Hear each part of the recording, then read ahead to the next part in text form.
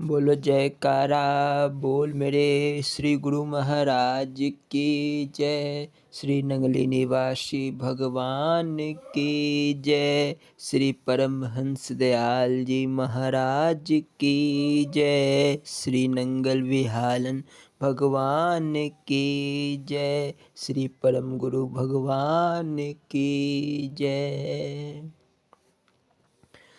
जय सच्चिदानंद जी। श्री अद्वैत वचनामृत। एक दिन राय साहिब दीवान मथुरा दास जी बैरिस्ट्री तथा मुख्य न्यायाधीश ने प्रार्थना की, श्री महाराज जी, हम आपके बच्चे हैं और आपके ही सहारे पड़े हैं। आप हमसे भजन पूजन का कष्ट क्यों उठवाते हैं? हमको सदा नज़ला और सिर दर्द रहता है। हमको तो कृपा करके वैसे ही सब कुछ बख्श दो। श्री परमहंस दयाल जी बोले, एक साह खर्च धनी व्यक्ति की लड़की का विवाह किसी कंजूस धनी व्यक्ति के साथ हो गया।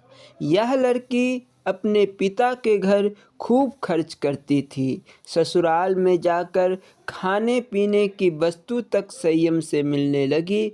लड़की बहुत तंग हुई और उसने यह युक्ति सोची कि बीमारी का बहाना बनाना चाहिए तो शायद अच्छा खाने पीने और पहनने को मिलेगा। उसने सिर दर्द का बहाना किया। वहाँ अच्छा खाने के स्थान पर संयम तथा परहेज का आदेश हुआ। फिर तो वह बहुत चिंतातुर हुई। जब काफ़ी समय तक सिर की पीड़ा रही तो उसके ससुर ने पूछा कि यह कष्ट तुमको मायके में भी हुआ था अथवा यहाँ आकर हुआ है, और यदि वहाँ होता था तो क्या चिकित्सा की जाती थी? लड़की ने कहा, मुझको यह तकलीफ़ बहुत समय से है और माँ के घर भी होती थी। वहाँ छटाक मोती पीसकर और शहद में मिलाकर खिलाते थे। उसके ससुर ने कहा, तुमने पहले यह इलाज क्यों नहीं बताया? इतना कष्ट बेकार उठाया। अब बहुत सी दवाई तैयार करके रख लो ताकि जब कभी सिर दर्द हो तत्काल प्रयोग कर लिया करो और दवाई बनाने की प्रतीक्षा भी ना करनी पड़े। उसने नौकर को आज्ञा दी कि 1.25 सेर मोती इसके सामने बैठकर खरल में पीसो। तत्काल 1.25 सेर मोती मंगवाकर लड़की के सामने पीसने प्रारंभ हुए और उसी मात्रा से शहद भी मंगवा दिया गया। रात को लड़की ने सोचा, वह व्यक्ति तो बड़ा कंजूस था, आज इतने मोती कहाँ से ले आया? उसने अपने पति से इसका वर्णन किया। उसके पति ने कहा, आज तुम्हारे सिर दर्द की दवाई में इतना अधिक रुपया खर्च हुआ है, पिताजी से कह दो कि थोड़ी दवाई बनवा ले। जब उनसे बात हुई तो वह बोले, देखो भाई, हमने सारा रुपया अपने परिश्रम से उत्पन्न किया है और हमारा शरीर इसका आदी हो गया है कि जब तक जीवित रहेंगे कुछ न कमाकर ही खाएंगे। रूखी सूखी खाकर ही निर्वाह करने की आदत ऐसी पड़ गई है कि हमारा मन अब अधिक नहीं भटकता। यह जो कुछ रुपया पैसा इकट्ठा किया है सब तुम्हारे सुख ऐश्वर्य के लिए है। चाहे अब आज उड़ा दो, चाहे थोड़ा थोड़ा करके खर्च कर लो, किंतु रोक टोक केवल इसलिए है कि तुमको इसका पता चल जाए। इस धन को संयम से काम में लाओगे तो इससे तुम सारी आयु आराम पाओगे। यदि तुम इसके महत्व को ना समझे तो व्यर्थ इसको खर्च कर दोगे और पीछे पछताओगे। यह सुनकर राय साहिब चुप हो गए और फिर कभी ऐसी बात ना कही। बोलो जयकारा बोल मेरे श्री गुरु महाराज की जय। श्री स्वरूप दर्शन पाठ। जीव आत्मा ब्रह्म और प्रकृति के लक्षण। बोलो जयकारा बोल मेरे श्री गुरु महाराज की जय। ध्यान मूलम गुरुर्मूर्ति पूजा मूलम गुरुपदम, मंत्र मूलम गुरुवाक्यम, मोक्ष मूलम गुरु कृपा। गुरु जी को कीजिए दंडवत, कोटि कोटि प्रणाम। कीट न जाने भृंग को, गुरु कर ले आप समान। त्वमेव माता च पिता त्वमेव, त्वमेव बंधु च सखा त्वमेव, त्वमेव विद्या द्रविणं त्वमेव, त्वमेव सर्वं मम देव। बोलो जयकारा बोल मेरे श्री गुरु महाराज की जय। हरि ओम। श्री स्वरूप दर्शन पाठ, जीव आत्मा ब्रह्म और प्रकृति के लक्षण। इस पाठ को प्रारंभ करने के पूर्व यह दास श्री नंगली निवासी भगवान के चरण कमलों में दंडवत प्रणाम करता है। बोलो जयकारा बोल मेरे श्री गुरु महाराज की जय। महाप्रभु दाता दीन दयाल जी के परम उपासक और अनन्य प्रेमी श्री स्वामी रामानंद जी सत्यार्थी जब पहली बार सतगुरु दर्शन के लिए चौकोरी आश्रम आए थे तो उनके मन में कुछ शंकाएं थी। उन्होंने 7 प्रश्न एक कागज पर लिखकर अपने जेब में रखे थे। उनके मन में यह संकल्प था, यदि मेरे बिना पूछे ही मुझे इन सवालों के जवाब मिल गए तभी मैं हुजूर को पूर्ण सतगुरु मानूंगा। श्री इष्टदेव भगवान ने उन प्रश्नों के उत्तर बिना पूछे ही सत्संग में दे दिए। अभी पिछले अध्याय में मन के स्वरूप पर प्रकाश डाला गया था। आज दूसरे प्रश्न पर प्रकाश डाला जा रहा है। इसे श्रवण करके सच्चा आनंद प्राप्त करिए। बोलो जयकारा बोल मेरे श्री गुरु महाराज की जय। श्री गुरु महाराज जी बोले, गुरुमुखो और प्रेमियों, किसी जिज्ञासु का दूसरा प्रश्न है कि जीव आत्मा ब्रह्म और प्रकृति का समाधान किया जाए। यह एक विशाल प्रश्न है। इसका तत्व रूप ज्ञान तो जिज्ञासु को अनुभव द्वारा ही हो सकता है। फिर भी जिज्ञासुओं को समझाने के लिए बुद्धि की शरण लेनी ही पड़ती है। यद्यपि यह बुद्धि का विषय नहीं है, तथापि इस मार्ग पर चलते हुए कुछ काल अभ्यास करने से इसका यथावत रूप ज्ञात हो जाता है।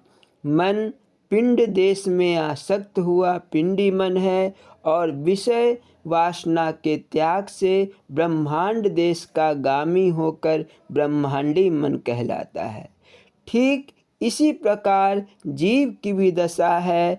जीव ब्रह्म का एक अंश है जो माया के पर्दे में आकर अपने आप को अनाथ, दुर्बल और माया के अधीन मान रहा है। ठीक इसी प्रकार जैसे सूर्य बादलों की ओट में आ जाए तो उसका प्रकाश कम हो जाता है और भ्रम होता है कि सूर्य है ही नहीं। इस प्रकार अंधकार में भटकता हुआ वह 84 के चक्कर में पड़ जाता है। ईश्वर का अंश होने से ईश्वरीय गुण सत्य चित्त आनंद इसमें विद्यमान तो है, परंतु माया के पिंजरे में फंसे हुए वह अपनी दृष्टि माया के पिंजरे में सीमित रखता है और आनंद रूपी अपने स्वाभाविक गुण को माया में ही ढूंढने का प्रयत्न कर रहा है। इस प्रकार आनंद ढूंढते ढूंढते मनुष्य की आयु समाप्त हो जाती है, परंतु आनंद प्राप्त नहीं होता। सांसारिक विषयों में जब आनंद है ही नहीं तो जीव को प्राप्त भी कैसे हो। फिर वह स्वर्ग आदि की कामना करता है, परंतु स्वर्ग आदि सुख भी स्वल्प है और समाप्त होने वाले हैं।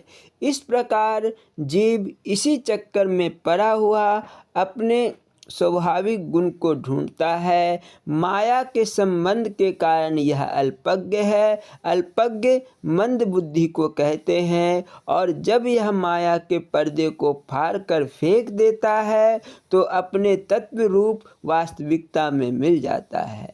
उदाहरण के रूप में आप एक बच्चे से कहें जिसने अपनी त्रुटि को छुपाने के लिए झूठ बोला है कि तुम तो झूठे हो। बच्चा आंखें फाड़ फाड़ कर देखेगा कि मैं झूठा नहीं, अर्थात वह झूठ बोलकर भी झूठा नहीं बनना चाहता।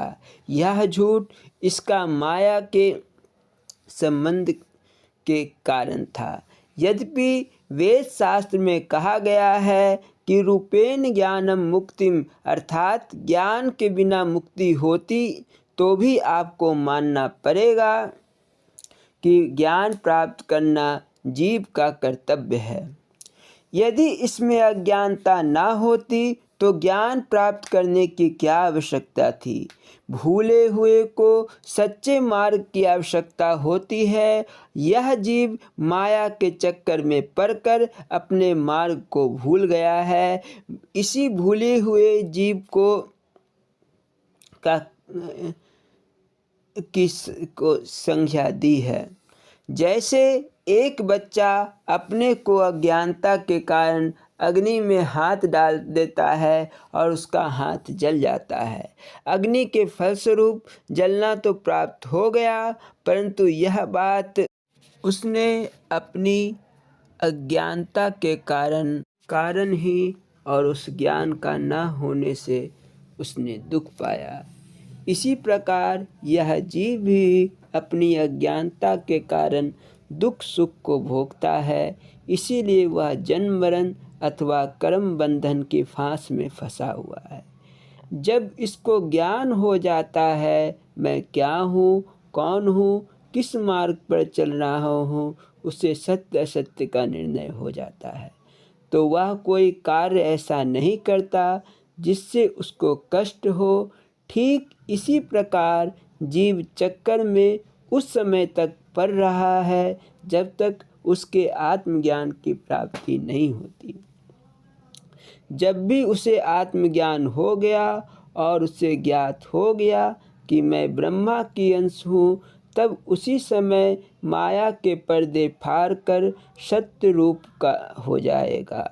इसी तरह एक उदाहरण से तुमने समझ लिया होगा कि वास्तव में जीव भूले हुए का नाम है।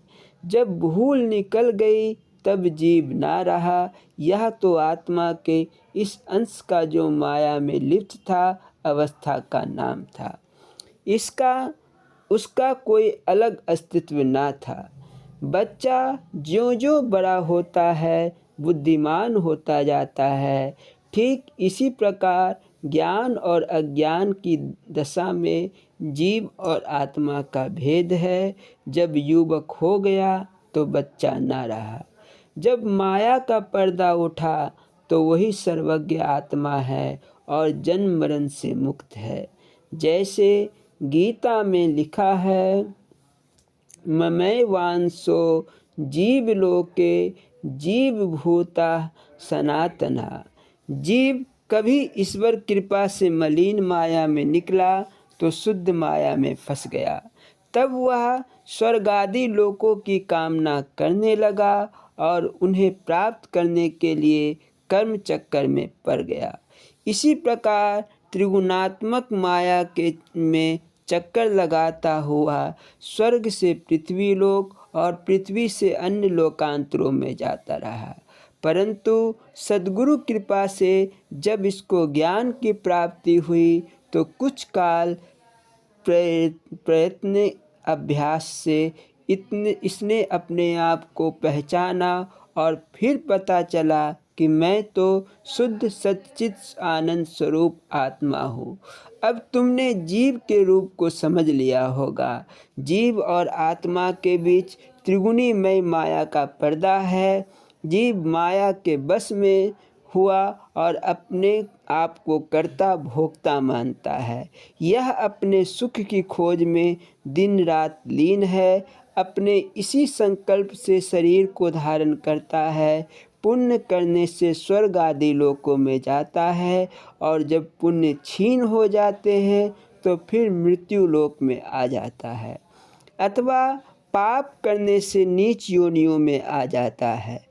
कर्म का बंधन केवल इसी जीव को है, परंतु प्यारे जिज्ञासु, आत्मा असंग निर्लेप है, अजर अमर है और साक्षी रूप है।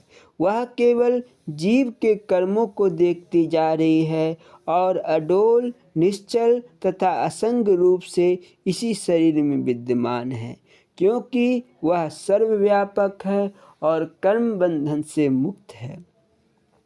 अब भूल यहीं से आरंभ होती है कि हम जीव और आत्मा को इकट्ठा रूप देकर जीवात्मा कहते हैं।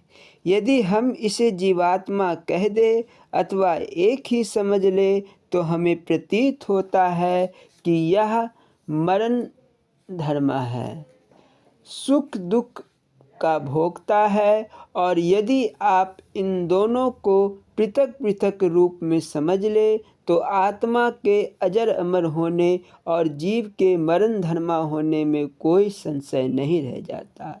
यह एक वृक्ष के दो पक्षियों के समान है। इसकी स्थिति एक ही शरीर में है। एक साक्षी रूप है और दूसरा कर्ता भोक्ता है। एक बंध और मोक्ष के चक्कर में पड़ा हुआ है, दूसरा अजर अमर और अविनाशी है। एक मुक्त होने की इच्छा करता है तो दूसरा मुक्त है। वह सर्वव्यापक है, सभी जीवों के बीच विद्यमान है और यही अंतरात्मा है जो सकल दृष्टि में रम रहा है और प्रत्येक स्थान पर विद्यमान है। सर्वभूत अंतरात्मा है यह चेतन अंश जीव जो माया के राज में सुख आनंद की खोज करता हुआ दौड़ता है, भागता है। इसे चारों ओर माया का विस्तार दृष्टिगोचर होता है। कभी एक कर्म से कभी दूसरे कर्म से आनंद प्राप्त करना चाहता है, यद्यपि इसका यह कर्म कभी समाप्त होने में नहीं आता, परंतु इसे आनंद प्राप्त नहीं होता। इसी दौड़ भाग में वह प्रत्येक समय लगा हुआ है। यह स्त्री पुत्र परिवार धन संपत्ति यश आदि में आनंद ढूंढता है। इस मलिन माया में जब ठोकर खाकर गिरता है, पर अपने साध के अनुसार कर्म करता हुआ जब अपने वास्तविक ध्येय को नहीं पाता तो फिर उसे ज्ञान होता है कि कोई और महान शक्ति है जो इस सारे ब्रह्मांड के स्वामी है। अपना परिश्रम सफल ना होता देखकर वह प्रभु की शरण में जाने को प्रयत्न करता है, अतः ईश्वर अथवा परमात्मा को अपने से पृथक मानकर बाह्य साधनों में उसकी खोज करता है। वह मंदिरों, मस्जिदों, गुरुद्वारों और गिरजाघरों में जाता है। उसके मिलने के उपाय ढूंढता हुआ व्रत, नियम, पाठ, पूजा, नमाज, रोजा इत्यादि अनेकों उपाय करता है और मन को धैर्य देता है कि प्रभु के दर्शन हुए ही हुए। परंतु प्रेमी तब उसका सुरती ज्ञान इससे भी आगे जाता है कि यह सब मन के बहलावे हैं और स्वर्ग के सुख ही सुलभ और अंत दुखदायी है। फिर उसे इन बातों से भी वैराग्य हो जाता है। वह अपनी बुद्धि को भी प्रभु के दर्शन कराने में असमर्थ पाता है। जब चारों ओर से निराश हो जाता है तो उसके अंदर एक भाव, एक तरफ एक सच्ची लगन उत्पन्न होती है और अपनी उस सच्ची लगन में प्रत्येक वस्तु से उपराम हो जाता है। इस सच्ची लगन और प्रेम की भट्टी में पड़ते ही वह सोने के समान शुद्ध हो जाता है। उसके अंतःकरण के सारी मैल निकल जाती है। इसी सच्ची लगन अथवा दूसरे शब्दों में अनन्य भक्ति से उसके सभी पाप धुल जाते हैं। फिर दैव योग से उसे आत्मदर्शी महापुरुषों से संयोग हो जाता है। वे उसे उत्तम अधिकारी समझकर उपदेश करते हैं। वे कहते हैं कि हे भोले जीव, बाहर भटकने की आवश्यकता नहीं। वह आत्मदेव मेरे अंदर ही विद्यमान है। वह सर्वव्यापक है, तो तुम भी उनकी व्यापकता में ही, तेरे ही हृदय की गुफा में वह विराजमान है। वही उन्हें देखने का प्रयत्न करो। स्वयं सतगुरु अंतर्यामी रूप से इस सिद्धांत को प्रतिपादित करते हैं। उनकी आज्ञा का पालन करता हुआ वह प्रभु मिलन की सच्ची लगन के लिए कटिबद्ध हो जाता है। अब जहाँ वह अपने अंदर महान अंधकार पाता था, वह धीरे धीरे अब प्रकाश बढ़ने लगा, यहाँ तक कि प्रकाश का सागर ठाठे मारने लगा। इसके पश्चात क्या हुआ, यह आत्मदर्शी जाने। जो धीर पुरुष उसे देख पाते हैं, उनके जीव की अज्ञानता कहाँ रह गई? वे तो मुक्त हो गए। चेतन का अंश माया की ग्रंथि खोलकर इस पिंजरे से स्वतंत्र हो गया। परवाना सम्मा पर मिटा, दीपक की अग्नि महान अग्नि में मिल गई। लोटे का जल गंगा में पड़कर गंगा रूप हो गया। माया की उपाधि के कारण ही जीव और आत्मा पृथक पृथक थे। जब माया नष्ट हुई तो फिर दो कहाँ, एक ही जीवात्मा कह लो या केवल आत्मा कह लो, वह आत्मदेव सबके अंदर विराजमान है। उन्हें देखने के लिए ज्ञान चक्षुओं की आवश्यकता है। गोसाई तुलसीदास जी का कथन है, गोचर जह मन लग जाए, सो सब माया जानो भाई। क्योंकि माया का विस्तार दृष्टिगोचर है और प्रत्येक जीव इसमें जाने अनजाने फंसा हुआ है। इसीलिए इसकी अधिक व्याख्या करने की आवश्यकता नहीं है। पंच महाभूत पृथ्वी, जल, तेज, वायु, आकाश, इन्हीं 5 तत्वों से समस्त संसार की रचना हुई। यही एक मसाला है जिससे सारे ब्रह्मांड का भवन खड़ा किया गया है। और मसाला होने के कारण यह चेतन नहीं वरना जड़ पदार्थ है।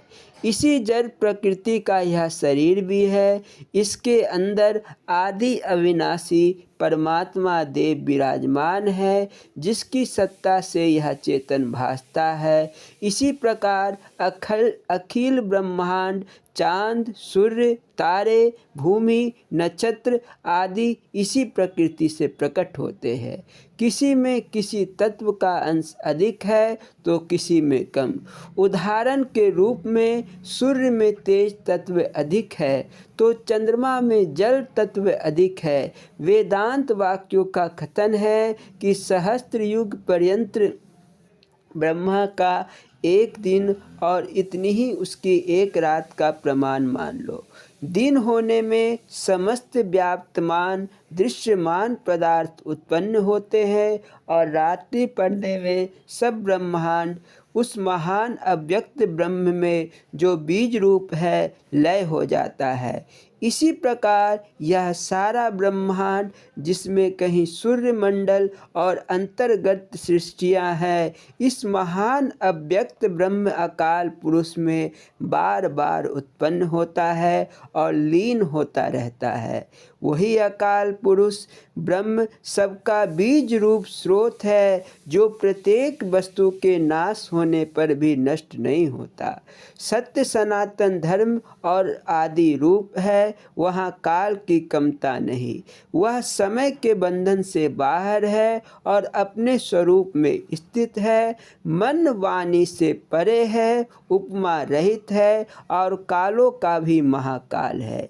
जिस प्रकार एक सोया हुआ पुरुष अपने स्वप्न काल में स्वप्न की सभी रचना करता है, बाग होते हैं, पर्वत, नदी और सागर होते हैं, और इस सारे दृश्य में वह रमन करता है, वह अपने स्वप्न में माया की समस्त सामग्री स्वयं रच लेता है। जब जागता है तब सब माया की सामग्री लुप्त हो जाती है। इस सभी दृश्य को माया स्वप्न की माया मानता है और झूठा स्वप्न समझता है। परंतु जब सोया हुआ स्वप्न देख रहा था, उस समय तो उसे सत्य ही समझता था। वह स्वप्न में तो नहीं कहता कि यह स्वप्न और झूठा है। यह परिवर्तन उसे जागृत में हुआ। स्वप्न अवस्था में वह सत्य था और जागृत में झूठ। सत्य और झूठ दोनों में अवस्था परिवर्तन के नाम है, जिनका संबंध जागृत अथवा स्वप्न की अवस्था से है। इसी प्रकार यह सारा ब्रह्मांड प्रकृति रूप भासमान सत्ता में सत्य रूप भासता है। वास्तव में उसका अस्तित्व तो ब्रह्म की चेष्टा में ही है। इसी चेतन रूप ने हिरण्यगर्भ रूप से प्रकृति को प्रकृति का रूप दिया, इसी जगत की उत्पत्ति की और फिर लय भी कर लिया। यदि हम यह स्वीकार कर ले कि प्रकृति और जीव जो भासमान रूप में विद्यमान है, वह वास्तव में ब्रह्म ही का एक संकल्प है, उनका पृथक कोई अस्तित्व नहीं, तो इसमें कुछ हानि नहीं होती। स्वप्न की माया भी तो आपने ही रची थी। इसी प्रकार यदि ब्रह्म ही रच ले तो दोष की कोई बात नहीं। और इस सिद्धांत से आपको मानना पड़ेगा कि आदि काल से प्रत्येक वस्तु ब्रह्म में विद्यमान है और वहीं से उसका अस्तित्व प्रकट होता है तथा वहीं लीन हो जाता है। यह सर्वदा सत्य और सर्वदा स्थिर है। इसी ज्ञान प्राप्ति के लिए योगी जन और परम संत इस महान अव्यक्त ब्रह्म उपासना करते हैं। इसी अवस्था को प्राप्त करने के लिए उनका संघर्ष है। यही परम गति और पराकाष्ठा है, जहाँ पहुंचकर मनुष्य नहीं लौटते और ब्रह्मलीन हो जाते हैं। जहाँ ना तो सूर्य का प्रकाश है, ना ही चंद्रमा, ना ही अग्नि का, वहाँ उसी तेज के पुंज से अपना ही तेज प्रकाशमान है। योगी जन अपने ही आत्मा के द्वारा उस महान आत्मा में लीन हो जाते हैं। योगी इस अवस्था को निर्विच्छ समाधि कहते हैं। यही परम धाम है और यही अंतिम अवस्था है। अब अंत में इतना कह देता हूँ कि जीव, आत्मा, प्रकृति और ब्रह्म के ज्ञान हेतु तो हम भले ही पृथक पृथक समझ ले, वास्तव में एक ही है और इस प्रकार वेदांत का सिद्धांत सर्वदा सत्य है। बोलो जयकारा बोल मेरे श्री गुरु महाराज की जय। स्वामी हीरानंदपुरी जी महाराज जी की लीला संस्मरण एवं अमृत प्रवचन। बोलो जयकारा बोल मेरे श्री गुरु महाराज की जय। देसी घी नहीं प्रेम। श्री सद्गुरु महाराज जी जब छिहरटा अमृतसर में थे तो उनका प्रवचन Amritsar sugar and general mills के बरामदे में होता था। मिल के मालिक सरदार शमशेर सिंह जी आर्य समाजी विचारधारा के थे। वे महाराज जी के सत्संग में तो आते नहीं थे, परंतु अपने दफ्तर की खिड़की खोलकर श्री महाराज जी के अमृत प्रवचनों को सुना करते थे। एक दिन जब अमृत प्रवचन समाप्त हुआ तो वह भी वहाँ पर आ गए। उन्होंने श्री महाराज जी को प्रणाम किया। महाराज जी ने आशीर्वाद दिया। सरदार शमशेर सिंह जी ने श्री महाराज जी से प्रार्थना की और कहा, मैं आपको मामूली साधु समझता था, आप तो सही मानों में सत्य नाम के जानने और जनाने वाले हैं।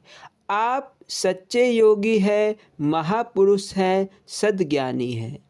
मेरी आपसे यह प्रार्थना है कि आप जब भी यहाँ पधारे, जितने दिन भी यहाँ पर ठहरे, दोनों समय भोजन हमारे घर ग्रहण करें, क्योंकि आपके ये भगत गरीब मजदूर है। ये लोग आपके लिए योग्य भोजन बनाने में समर्थ नहीं है। ये लोग वनस्पति घी तथा तेल आदि का प्रयोग करते हैं। हमारे यहाँ आपको शुद्ध देसी घी में बनी साग तरकारी मिल जाया करेगी। इस तरह आपका स्वास्थ्य भी ठीक रहेगा और हमें भी दर्शन लाभ मिलता रहेगा। सरदार जी की यह बात सुनकर श्री महाराज जी ने फरमाया, सरदार जी, हम यहाँ देसी घी खाने नहीं आए हैं, हम तो अपने प्रेमियों के प्रेम की परख करने आए हैं। रही बात वनस्पति घी या तेल की, सो जिस भाव से ये लोग साग सब्जी बनाकर खिलाते हैं, उससे बड़ा आनंद प्राप्त होता है, स्वास्थ्य भी ठीक रहता है। हमारे नज़दीक पदार्थ की नहीं, प्रेम की महानता है। हमें प्रेम चाहिए, पदार्थ नहीं। इतनी बात सुनकर सरदार जी ने पुनः श्री महाराज जी के श्री चरणों में सर झुका दिया। ऐसे गरीब निवास थे हमारे महाराज जी, अपने भक्तों के प्रेम के भूखे। हरिओम तत्सत। बोलो जयकारा बोल मेरे श्री गुरु महाराज जी की जय। स्वामी हीरानंदपुरी जी महाराज जी की अमृत प्रवचन। बोलो जयकारा बोल मेरे श्री गुरु महाराज जी की जय।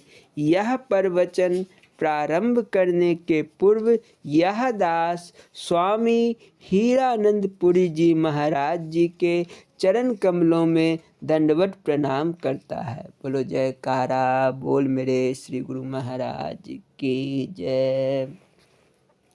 स्वामी हीरानंदपुरी जी महाराज जब अपने प्रवचनों को प्रारंभ करते थे तो प्रारंभ करने के पूर्व पहले हरिओम की ध्वनि लगवाते थे। बोलना जी, हरिओम हरिओम हरिओम। निरोध परिणाम। बोलो जयकारा बोल मेरे श्री गुरु महाराज जी की जय। इसलिए परमेश्वर के अध्यात्म स्वरूपानंद को ध्यान योग द्वारा दृढ़ श्रद्धा और विश्वास के सहित साक्षात्कार करें।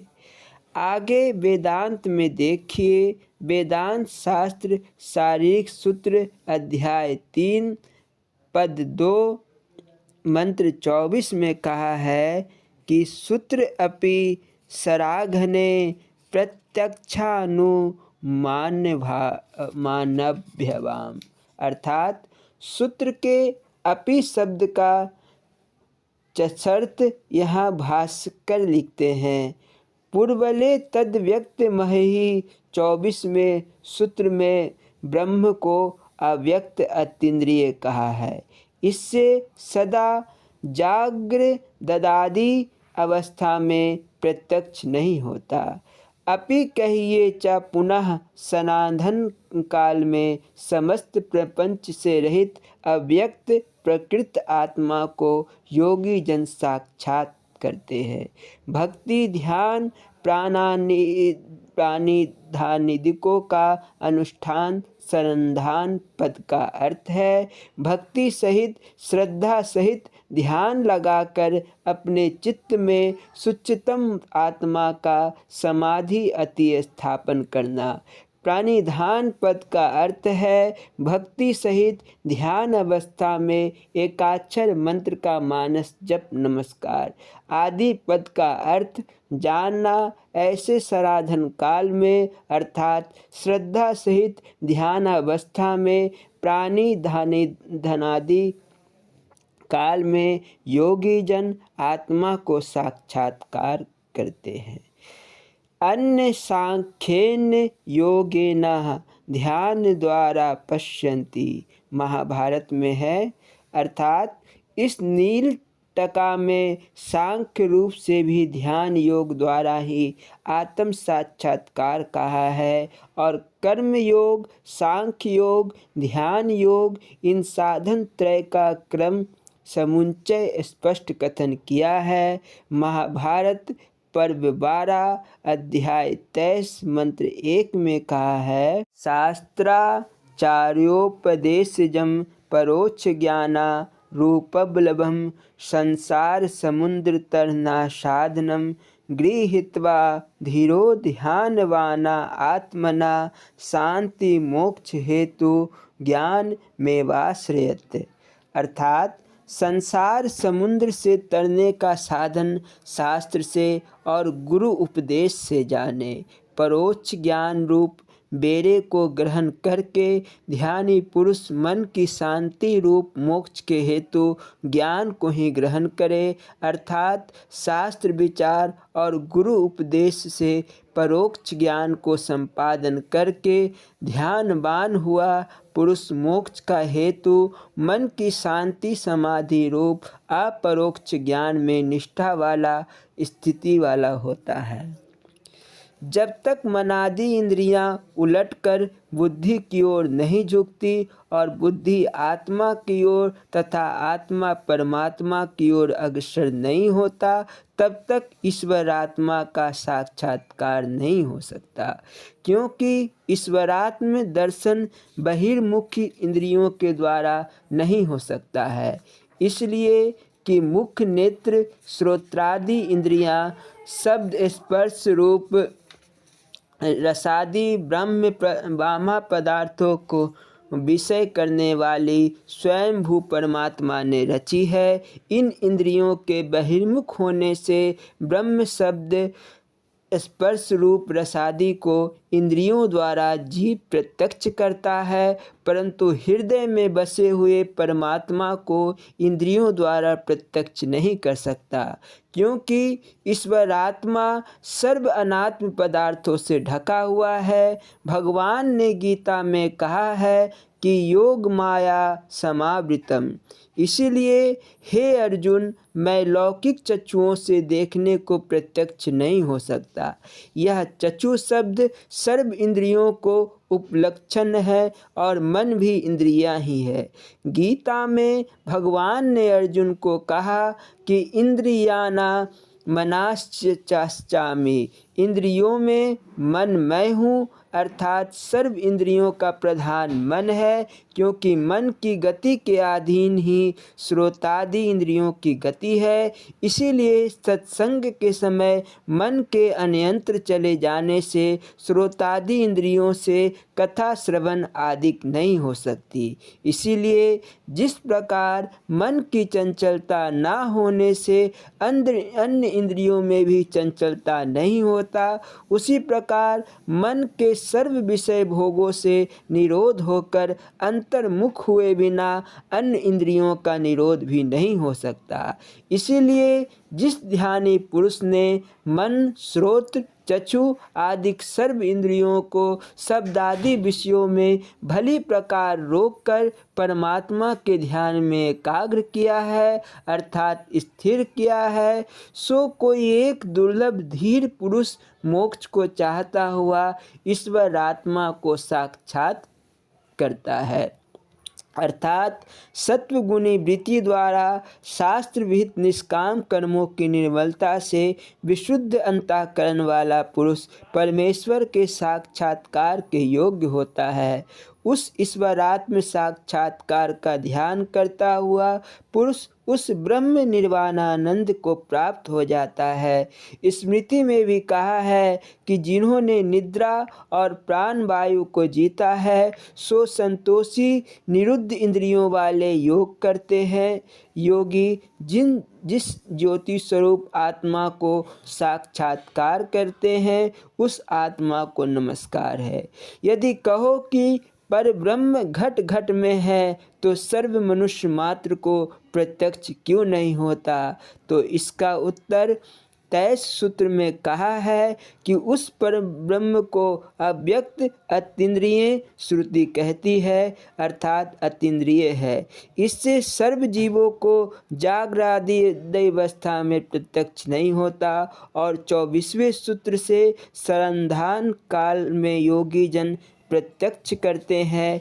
ऐसा कहकर भाष्यकारों ने स्पष्ट श्रुति स्मृति प्रमाणों से योगावस्था में योगी जनों को ब्रह्म साक्षात्कार होता है यह सिद्ध किया है। शारीरिक सूत्र के भाष्य की आनंद गिरि टीका में लिखा है, नास्य सदा ग्राहत्व मग्राहत्वं वा समाध्यवस्थायां प्रत्यक्तेन भानता, अर्थात प्रकृत अतीन्द्रिय आत्मा के सदा ग्रहण की योग्यता व सदा आग्रहण की योग्यता नहीं है, क्योंकि समाधि अवस्था में अंतरात्मा रूप से भान होता है, अर्थात अतीन्द्रिय होने से आत्मा सदा सर्व अवस्था में प्रत्यक्ष होने योग्य नहीं है तथा समाधि अवस्था में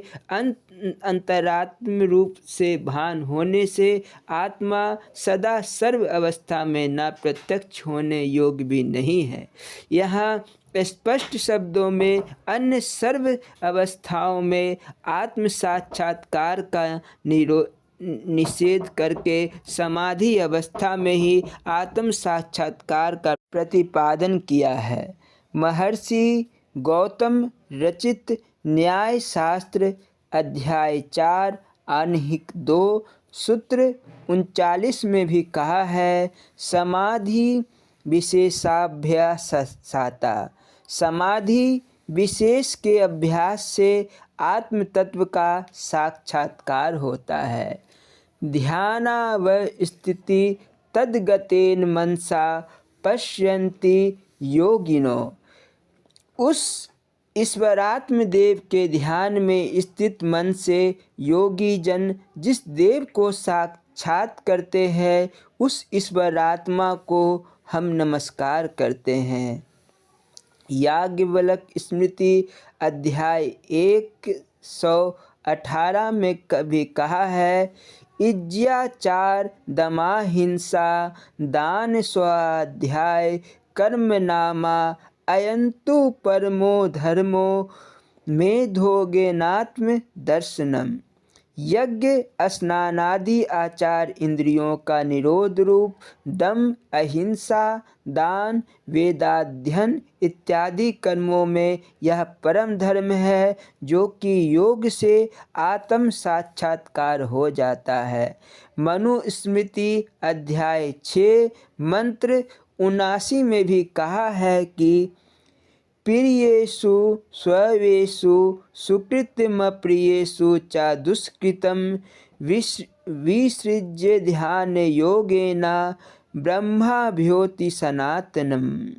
अपने हितकारी जनों में पुण्य को और अहितकारी पाप को फेंक कर सनातन ब्रह्म ध्यान योग से प्राप्त होता है, अर्थात हितकारी जन हित कर्म से पुण्य के भागी और निंदक द्वेषी जन द्वेष कर्म से पाप के भागी होते हैं तथा नित्य सनातन ब्रह्म की प्राप्ति ध्यान योग से होती है।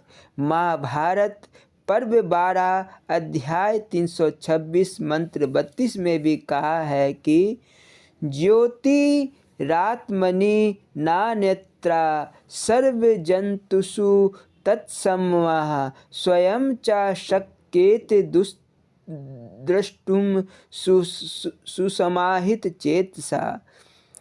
चिन्मात्र ब्रह्म अपने आप में स्थित है, अर्थात अन्य किसी के आश्रित नहीं है। सो ब्रह्म सब जीवों में समान है। सो ब्रह्म सम्यक समाहित चित्त से आप ही प्रत्यक्ष कर सकता है।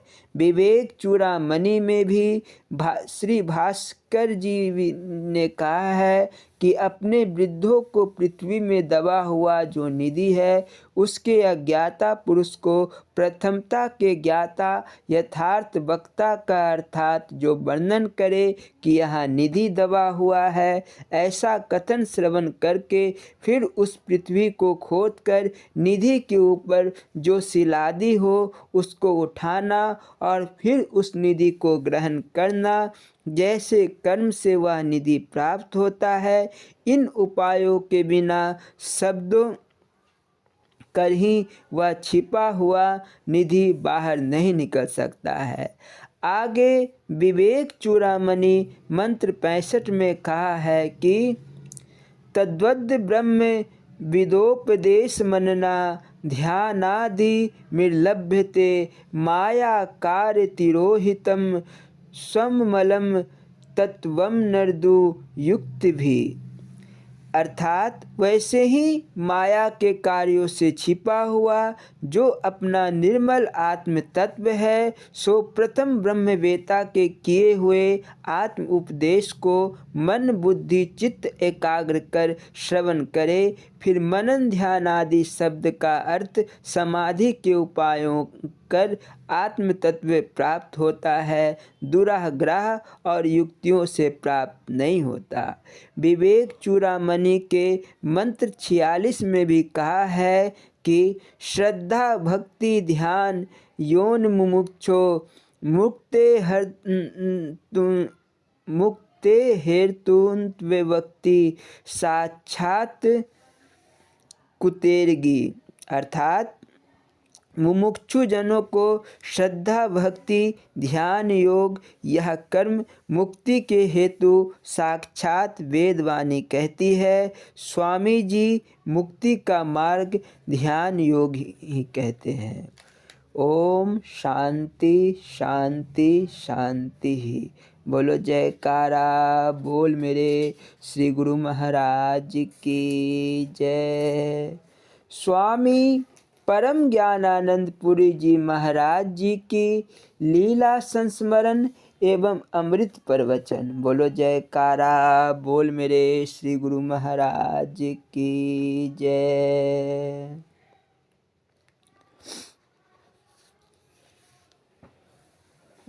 घट घट जाननी हार। गोंडा जिले के नागनाथपुरवा गांव के श्री राम भवन जी की माँ इनके साथ ही श्री गुरु महाराज जी के दर्शनार्थ पहुँची। हालांकि इनकी शादी हो चुकी थी, किंतु परीक्षा लेने के ख्याल से इन्होंने अपने बेटे को आगे करके पूछा कि इसकी शादी कब होगी। माता का प्रश्न सुनकर श्री महाराज जी मुस्कुराए और बोल पड़े, इसकी शादी तो तुम 1 वर्ष पहले ही कर चुकी हो, अब तो मेरी साधुता की परीक्षा ले रही हो। यह सुनकर माता सन्न रह गई। फिर अत्यंत ही लज्जित स्वर में क्षमा मांगती हुई बोली, कृपालु प्रभु क्षमा कर दे और मेरे जीवन को कृतार्थ करने की कृपा करे। उसके बाद दोनों को नाम मंत्र देने की कृपा श्री गुरु महाराज जी ने की। बोलो जयकारा बोल मेरे श्री गुरु महाराज की जय। स्वामी परम ज्ञानानंद पुरी जी महाराज जी के अमृत प्रवचन। बोलो जयकारा बोल मेरे श्री गुरु महाराज की जय। यह प्रवचन प्रारंभ करने के पूर्व यह दास स्वामी परम ज्ञानानंद पुरी जी महाराज जी के चरण कमलों में दंडवत प्रणाम करता है। जयकारा बोल मेरे श्री गुरु महाराज की जय। आत्म कल्याण की जिज्ञासा को लेकर आए हुए सज्जनों, बोलो हरि ओम, हरि ओम, हरि ओम। जीवनदानी साधुओं के संबंध में श्री महाराज जी कहते थे, तुम्हारी जायदाद एक लंगोटी और एक रोटी है। मेरे नाम पर तुम सचमुच उजड़ चुके हो, तो ये दो चीज़ें तुम्हें जंगल में भी मिलेगी। इसके अतिरिक्त तुम्हें शाही ऐश्वर्य मिले, दुनिया की कुल ठाट बाट मिले, वह तो तुम्हारी नेक नियति पर निर्भर करता है। वह उस मालिक की बख्शीश है, उसे तुम अपना मत समझो। तुम्हारा मन यदि उस ऐश्वर्य में आसक्त होगा, उसे अपना मान बैठेगा, तो वह छीन लिया जाएगा। तुम साधुओं का शयन है भूमि, दर्शन है आकाश, माता है संतोष, सुख दुख मान अपमान दोनों में संतोष। पलंग बैठने को मिले या जमीन, दोनों में संतोष। पलंग तुम्हें बख्शीश में दिया गया है, उसे अपना समझोगे तो वह छीना जा सकता है। तुम्हारी अपनी जगह वह मिट्टी है। साधु का उल्टा होता है धूसा। धूसा माने कंबल। कंबल को जमीन पर बिछाओ चाहे बिस्तर पर, वह कभी अपवित्र नहीं होता। कंबल सदैव शुद्ध माना जाता है।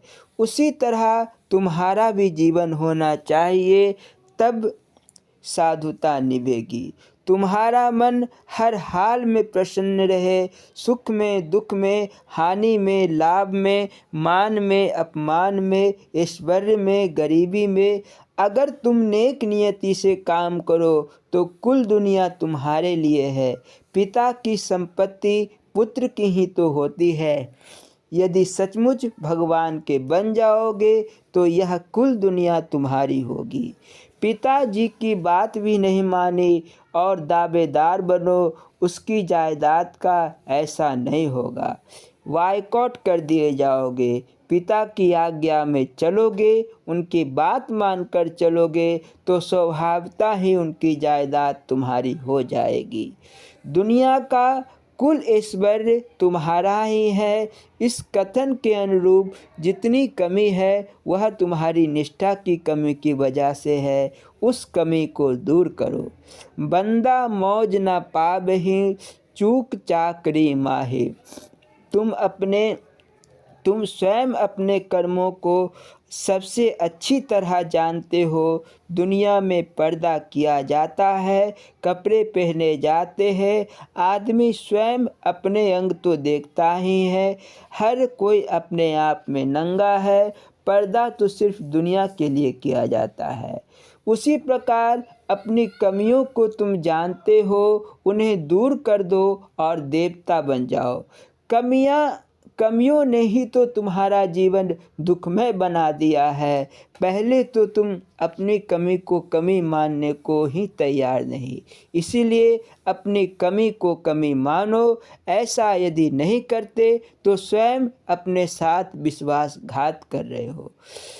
तुम महंत मत बनो। महंत सबसे बुरी चीज़ है, जिसके लिए लोग तरसते हैं। उस महंती को हम नरक कहते हैं। महंत मुकद्दम चौधरी, कानी गो कोतवाल, इन पांचों की गति नहीं, जन्म धरे 100 बार। तुम तो मन से सब दिन सेवक ही बने रहो। दुनिया तुम्हें लाख उठाए, हो हल्ला मचाए, मगर तुम अंदर से अपनी जगह पर रहो।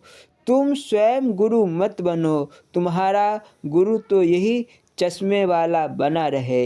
यदि स्वयं गुरु बन जाओगे तो गिरने का खतरा भी बना रहेगा। इसीलिए अपने मन में सेवा भाव सदैव बनाए रखना। सोना तो संतों के पैरों की मैल है। ज़रूरतों ने इसकी कीमत बढ़ा दी है। ज़रूरतें कम कर दी तो वह मिट्टी के बराबर है। पैसे से सिर्फ इच्छा की पूर्ति ही तो होती है। इच्छाएं खत्म कर दो, इसकी कोई ज़रूरत नहीं। लक्ष्मी कहती है, दाता के मैं कर बिकूं, संतन दे लतार, जब घर जाऊं सूम के बैठूं पाँव पसार। संत दृष्टि से मिट्टी बड़ी है और व्यवहारिक दृष्टि से सोना बड़ा है। सोना भी तो मिट्टी से ही पैदा है। साधु को घाटा काहे का, उसे तो हर हाल में नफ़ा ही नफ़ा है। यहाँ तो सोने के महल बन जाए तब क्या, और बने हुए भी बिगड़ जाए तब क्या। जब एक न एक दिन सबको छोड़ना ही है, तब इसके लिए सोच क्या करना। साधु की दृष्टि में तो फूस की झोपड़ी और सोने का महल दोनों बराबर है। इनका तो सिर्फ इस्तेमाल ही करना है ना। हाँ, इस्तेमाल करने में यदि दावा जताएंगे तो नुकसान होगा। दुख तो हमारा दावा देता है। दादू दावा कुछ नहीं, बिन दावे बिन कट। और दावा बांधना अच्छा नहीं है। रात के मेहमान को, यदि किसी मेहमान को घर वाला अच्छा बिस्तर बिछा दे तो क्या वह सवेरे उस पर दावा जमा बैठता है। उस बिस्तर को वह लेकर चलने लगे तो घर वाले से डंडा ही तो खाएगा। वह तो इसे इस्तेमाल करने के लिए मिला है, दावा जमाने के लिए नहीं। उसी प्रकार यदि ये स्पर्श दिया गया है तो उसे प्रभु की बख्शीश समझकर भोगो। उसे अपना मान बैठोगे तो मुसीबत में फंसोगे। बचने का दारिद्रता वचनों से, कल्पना से क्यों दरिद्र बनते हो। बैठे रहो बोरी में, मगर दिल तो मखमल पर बैठने जैसा बनाओ। उससे क्या घाटा पड़ता है। तुम मन से इतने महान बन जाओ कि मरने पर तुम्हें ऊंचा जन्म मिले। फिर वहां जाकर तुम अपनी भावना को पूरा कर लोगे। अभी मन में ऐसा भाव बनाओ कि मैं अपने गुरु महाराज के चरणों में हीरे जवाहरात रख देता, उन्हें सोने के पलंग पर बैठाता। यदि यह भाव दृढ़ होगा तो अगला जन्म तुम्हारा शाही ऐश्वर्य के बीच मिल जाएगा, जहाँ जाकर तुम अपनी भावना पूरी कर लोगे। इसीलिए भावना से दरिद्र मत बनो। भावना ऊंची रखो और मन को अत्यंत नीचा रखो। नीचा मतलब अभिमानहीन, विनीत, सरल। मन नौमा यति ऊंची। बाबा नानक कहते थे कि चाहे तेरे बदन में चिथरे ही हो, मगर दिल तो बादशाहों से भी बड़ा बनाओ। मरने के बाद शरीर नहीं, संस्कार साथ जाएंगे। इसीलिए मन में दीनता के भाव मत रखो। खुदी को कर बुलंद इतना कि हर तकदीर से पहले खुदा बंदे से खुद पूछे, बता तेरी रजा क्या है। साधक जब शुरू में दौड़ लगाता है तो इतना तेज दौड़ता है कि देखकर लगता था कि तुरंत मंजिल तक पहुंच जाएगा। लेकिन जब पुट्ठी छलांग लगाता है, अर्थात उस समय लगता है, तब जहां पहले था उससे भी पीछे चला जाता है। यह बड़ी गड़बड़ी है। इसीलिए पुट्ठी छलांग लगाना छोड़ दो। थोड़ा ही बढ़ो, मगर वहाँ दृढ़ रहो। जिस साधु का आसन मजबूत है, बोली मीठी है, वह कहीं चला जाए उसकी पूजा होगी। कहते हैं चोरी जारी मिथ्या, बाकी सब साध की इच्छा। जो चोरी नहीं करता, दुष्कर्म नहीं करता और झूठ नहीं बोलता, उस साधु की कोई इच्छा अपूर्ण नहीं रहती। वह जंगल में बैठा रहेगा तब भी उसकी इच्छा कुदरत पूरा करेगी। महानता तो इसमें है कि हमें जो बुरा कह रहे हैं हम उनका भी भला करें। अगर बुरे के लिए बुरा बन गए और सिर्फ अपनी प्रति भला करने वाले का ही भला सोचने लगे तो इसमें महानता क्या रही। मोह स्वार्थ से प्रेरित होकर किया जाता है और प्रेम परमात्मा के नाते किया जाता है। प्रेम का बिगड़ा हुआ स्वरूप मोह है और मोह का सुधरा हुआ स्वरूप है प्रेम। मोक्ष तो बहुत बड़ी चीज़ है, कह देने से मुक्ति मिनट में थोड़ी ही होती है। वे महापुरुष जिन्होंने ऐलान किया था कि हम मरेंगे तो आसमान में घंटा बजेगा और तब हम उस दिव्य लोक में चले जाएंगे, बिना घंटा बजे ही मर गए। ऐसा इसलिए हुआ कि मरते समय उनका मन पेड़ में फले एक आम में चला गया और उन्हें आम का कीड़ा बनकर जन्म लेना पड़ा। जब आम चूकर नीचे गिरा, फटा और उसका कीड़ा मरा, तब उनकी मुक्ति हुई। वैसी हस्तियों के साथ भी वह कानून लग जाता है, तो साधारण जीवों की क्या बात। तुम मुक्त हुए कि नहीं, अपने को परख कर देख लो। क्या तेरा मन दुनियावी वासनाओं से, संकल्प विकल्प से खाली हो गया है? यदि एक भी इच्छा बाकी है तो जन्म जरूर होगा, नहीं मुक्त हुए तुम। इच्छाएं जन्म मरण के बीज है, इनको खत्म कर दो, तुम मुक्त हो गए। मुक्त स्वरूप तो तुम हो ही, सांसारिक वासनाओं ने तुम्हें ढेर कर दिया है। मन का अमन करना ही मुक्ति है। वहाँ कोई ख्याल ही ना रहे। जहाँ मन का कार्य स्थगित हो जाएगा, ज्ञान हो जाएगा। तुम अपने पानी के लोटे को समुद्र में फेंक दो, समुद्र तुम्हारे लोटे में नहीं आएगा। तरीके हैं, या तो किसी को अपना बना लो या खुद किसी के बन जाओ। किसी को अपना बनाने में बहुत शक्ति अर्जित करनी होगी, अपने को किसी का बना देने में कितना समय लगेगा। जब वह तुझे अपना लेगा तो पल भर में बात बन जाएगी। पहला रास्ता ज्ञान का है और दूसरा है भक्ति का। ज्ञान के पंथ कृपान के धारा। ज्ञान का रास्ता दुर्गम है, कष्ट साध्य है। भक्ति का रास्ता सरल है, सुगम है, इसमें गिरने का खतरा नहीं है। जब से सृष्टि बनी तब से जन्म तो ले रहे हो, आज तक जन्म लेते आ रहे हो। इसका मतलब कि तुम्हें अभी मुक्ति नहीं मिली। इतने जन्मों में कितनों का सिर तो देना ही पड़ा, फिर भी मंजिल अब तक मिली नहीं। अरे एक जन्म उधो तेरे लेके, चलो धोखा ही सही। मान लिया गुरु महाराज को सिर देके ठगे ही गए। जैसे इतनी बार ठगे वैसे ही एक बार और सही। अब के मेरे नाम पर भी ठगा कर तो देख लो क्या बनता है। गुरु महाराज जैसा बनाना चाहते हैं वैसा बन के दिखा दो, फिर उसका रिजल्ट देखो। लाखों जन्म गवा कर तो हिसाब लगाया ही नहीं, अभी काहे हिसाब लगाते हो और उसके हवाले हो जाओ। तुम्हारी यही आखिरी जन्म होगा, इसी जन्म में सब कुछ पा लिया है। जय गुरु आशीर्वाद। बोलो जयकारा बोल मेरे श्री गुरु महाराज की जय। श्री नंगली निवासी भगवान की जय। श्री परमहंस दयाल जी महाराज की जय। श्री नंगल विहारन भगवान की जय। श्री परम गुरु भगवान की जय। जय सच्चिदानंद जी।